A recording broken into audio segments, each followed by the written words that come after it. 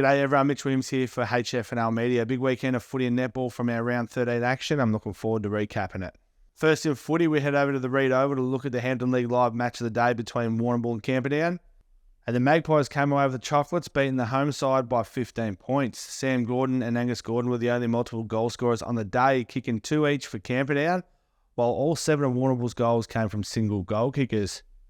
Camperdown now sits 6th on the ladder, just half a game out of the top 5, while Warrnambool are in the 8th spot. Over to the Friendlies Oval now, and we had a close game in what could be a grand final matchup where the Roosters ran away 6-point victors over the current premiers Koroit. South Warrnambool's Shannon Becks was best on ground with a 4-goal haul to help his side get the 4 points, while Will White was the other multiple goal scorer for them with 2. Koroit's Connor Byrne and Tom Couch were the Saints' only multiple goal scorers with 2 each. This win keeps the Roosters 2 games clear on top of the ladder as they set up for a finals campaign. Koroit are in 3rd by percentage, sharing equal points with North Warrnambool in 4th. Out to Port Fairy now, the Seagulls were far too strong for the Kangaroos, coming away 60-point winners at Gardens Oval, putting them into 7th on the ladder, only 1 game out of the top 5. Jason Rowan was one of the Port Fairy's better players, kicking a huge bag of 8 snags to elevate him to the top of the goal-kicking leaderboard with 45 goals for the year, just 2 ahead of Terang Mortlake's Will Kane. Hamilton's only multiple goal scorer was Zach Burgess, managing 2 of their 7. The Kangaroos are sitting in 9th with a game clear of 10th.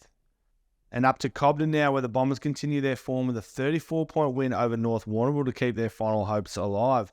They now sit in 5th spot, just half a game clear of 6th. Michael Coronius kicked 3 for the Bombers, while Ashley Rosalind, Patrick Smith and Jeff C. Williamson all kicked 2 each to contribute to the win.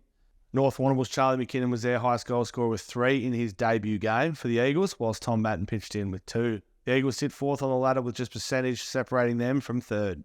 And to the final game now, we head out to Portland where the Tigers hosted the Bloods. Terang Mortlake got back on the winners list, coming away 42-point winners from the matchup. Will Kane kicked 4 for the Bloods, whilst Joe Arundel and Riley Hutchins chipped in with 2 as well. Portland's Kyle Richardson was the Tigers' only multiple goal scorer with 2. Over to netball now and staying in Portland, Terang Mortlake were able to run away 4-goal winners, keeping Portland on the 1 win for the season so far.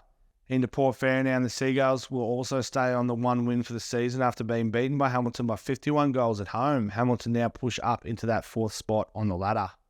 Into Warrnambool now and to the Reed Oval, the Blues were able to fend off the Magpies by an impressive 40 goals, which puts them only 1 game out of the top 5. Camperdown sit in 9th. Over to the Friendlies Oval now, and the Roosters continue to dominate the league, going undefeated still after a big win over Croydon by 26 goals. The reigning premiers are now 2 games clear on top after beating the 3rd place Croydon.